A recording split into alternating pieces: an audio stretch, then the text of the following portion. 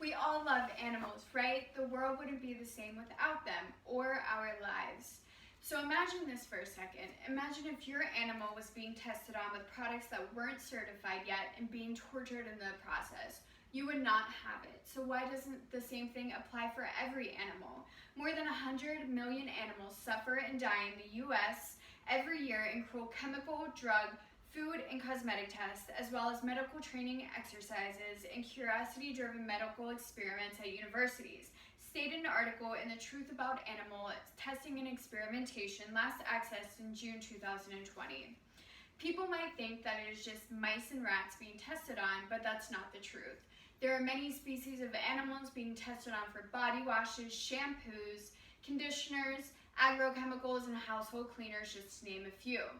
The most common species being tested on are mice, rats, rabbits, guinea pigs, hamsters, farm animals, mini pigs, and non-human primates, monkeys, and in some cultures and countries, chimpanzees, stated in an article in HSI.org, last accessed in 2020.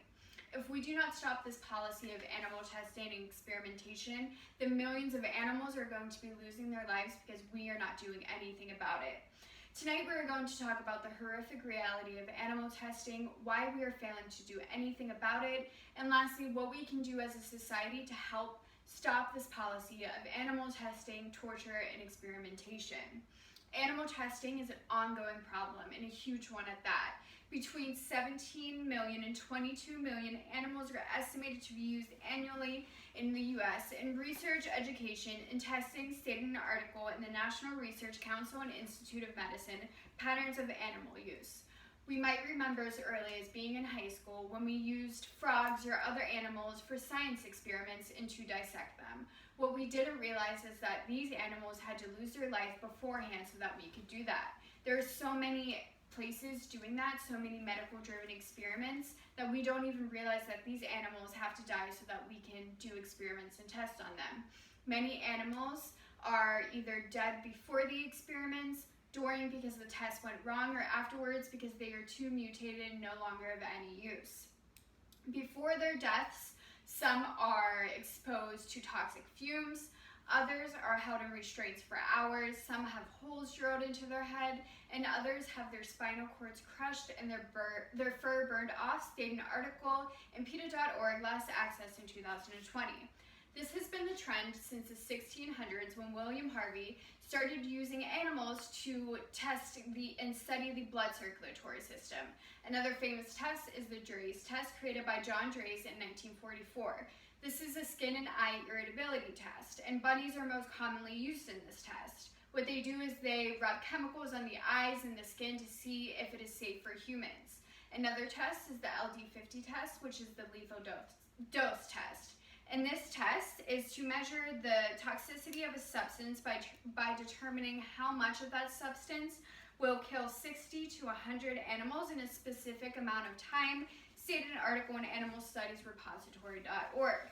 You would think that with our technology that there would be a lot of alternatives, so we don't have to use animal testing at all, or that humans would take into consideration that these animals are dying so that we can get products that we think that we need or that we want.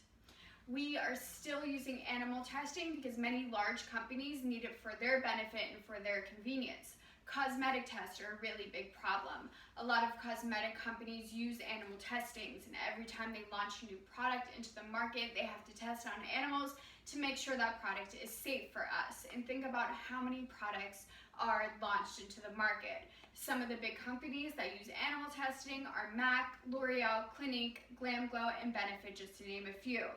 While it is astonishing finding out what kind of animals are being used in animal testing, we are going to look at the horrific torture that these animals have to go through. The torture is just more astonishing to me than anything. The USDA reported in 2020 that research facilities used over 300,000 animals in activities involving pain in just 1 year, stated in an article in the Humane Society, last accessed in 2020.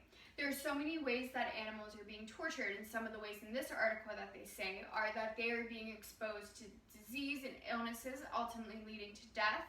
They are also having their ears and tail clipped for identification. They're having burns and wounds inflicted on them to study the healing process, and they're actually having pain inflicted on them just to study the physiology and treatment of that. In addition to unnecessary harm that these animals have to face, it is also bad for the environment. According to the NIH Division of Intramural Research Laboratories, in just 18 months from the year 2011 to 2013, 1.5 million pounds of animals were breeding, excrement, and excess food and waste were let into the environment, stated in an article in One World Education, last accessed in 2019. So this means that all of the animals that were exposed to diseases and harmful chemicals are put into the environment, which is ultimately bad for it and for us as people. As science develops, there are many choices that are available and many alternatives to stop animal testing. Many companies are doing it, so why aren't all companies doing that? Why can't we all stop animal testing? The problem lies within our poorly rooted laws. The AWA, which stands for the Animal Welfare Act, which is the standard care of animals, actually doesn't protect all animals. The non-AWA animals that are not protected don't have to have documentation. So that means that these animals are not being documented. They don't know what torture they are going through and how many of them actually die. The USDA only employed 120 employees for 12,000 facilities. This means the laboratories, but not only that, this also is for animal breeding, animals in circuses, and also animals in zoos. The labs are not being regulated at all. There is no way that all of these labs are being regulated by 120 people. The fact that people are so loosely caring about these laws and that we are taking this subject so heartlessly is beyond me, and it really makes me sad that we don't care about animals' lives as much as we should. Just because they aren't our pets doesn't mean that their lives are less important.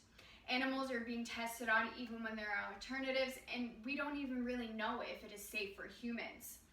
An article published in the Journal of American Medicine, researchers found that medical treatments developed in animals rarely translated to humans and warned that patients and physicians should remain cautious about extrapolating the finding of prominent animal research in the care of human disease.